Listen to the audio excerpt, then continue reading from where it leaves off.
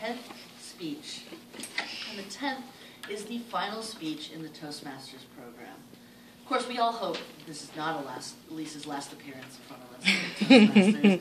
We hope this is only the beginning. There were 12 advanced manuals, and hopefully Elyse will be working through. Yes. Exactly.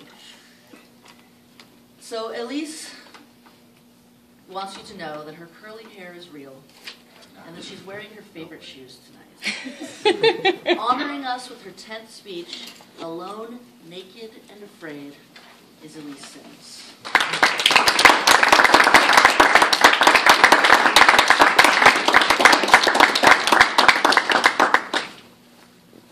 9 speeches ago, I was right here, naked, alone, and afraid. Okay, well, not really naked, but everyone who has been up here knows exactly what I'm talking about, right? You get the shakes, your palms, they sweat, your heart, you hear it in your head, and you don't know what to say. So you ramble, and you talk, and you go on, and you go on, and you go on, you go on, you go on, or there's silence. It's really long, awkward, awful silence. And then there's these eyes in all of these faces, and they're all looking right at you, which is why this is so scary. Because in my head, you guys are all judging me. You're judging me for what I'm wearing, what I look like. You're judging me by the words that I use, the things that I say, my ideas. You're judging me. Public speaking is man's greatest fear. But I think it's much more simple than that. It's being up here, alone, and naked, that makes us afraid. And if you haven't had this conversation before, I guarantee you're going to have it. It goes something like this. It's like, hey girl, what are you doing Thursday night? You want to come out? No, I can't. I've got a Toastmasters meeting. That's a what? Toastmasters. It's a group. We get together. We practice public speaking. Why would you want to do that? And why would you want to do that? Why would anybody want to stand right here where I'm standing?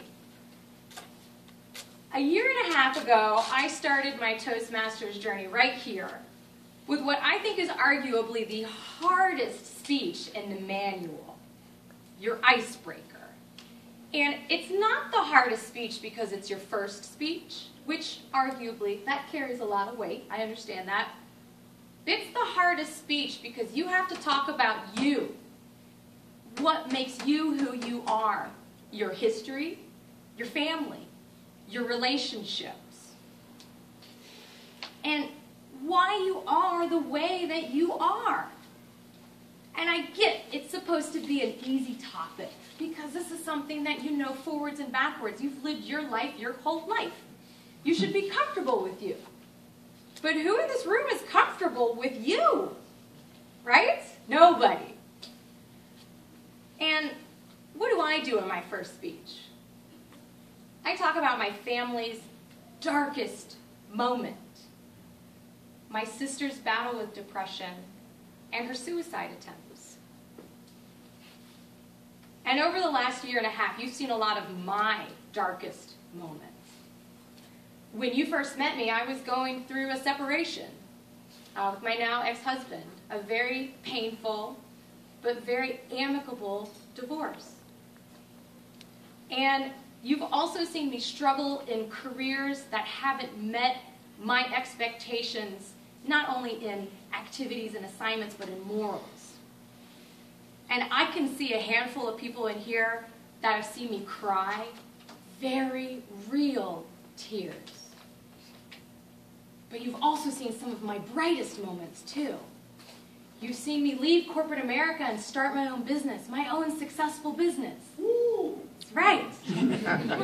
You've seen me meet and fall in love with the one. And I've through this process, learned so much about myself. I've learned who I am, that I am a strong and independent and insurmountable, unbeatable, confident woman.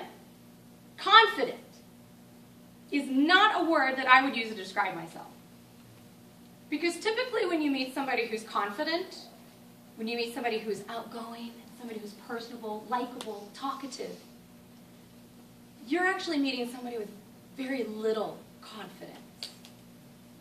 You're talking to somebody who is trying so hard to be liked because they don't like or know or forgive themselves.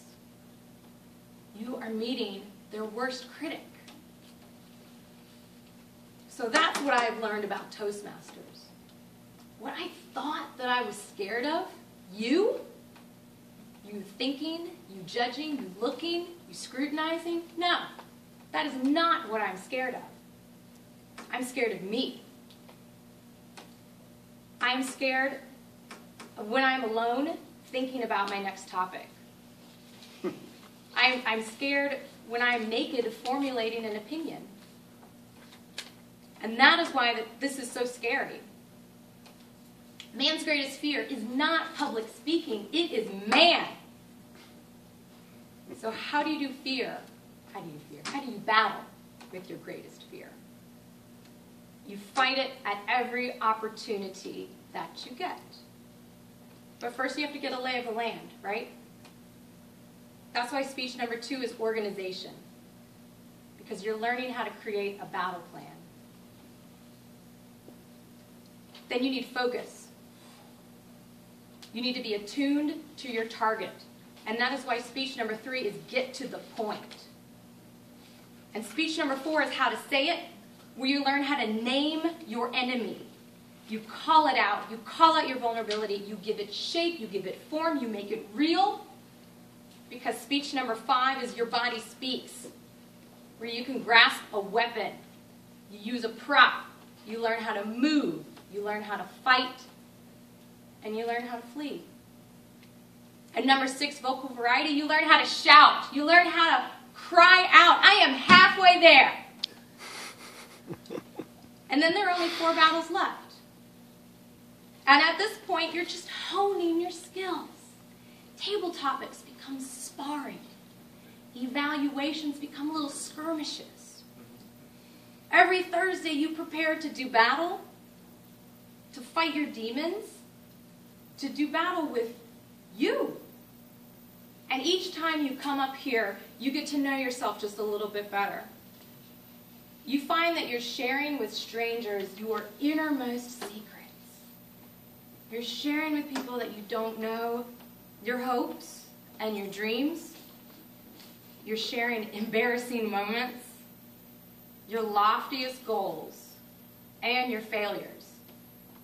And each time you do this, I promise you, it gets easier. So this morning, I presented in front of 80 people. This is my largest audience yet. And I'm driving to the venue, and I'm talking to my better half, and he says, "Oh my God, are you nervous?" And I thought, no, I'm not nervous. And I get there, and I see the tables, and I see the people, and I see the faces, and I'm looking for all the right signs. I'm looking for the shakes. I'm looking for the sweaty palms. I'm listening for my heart in my head, but it's where it's supposed to be, and it's quiet. And I say to myself, "Self, are you nervous?" And I'm not.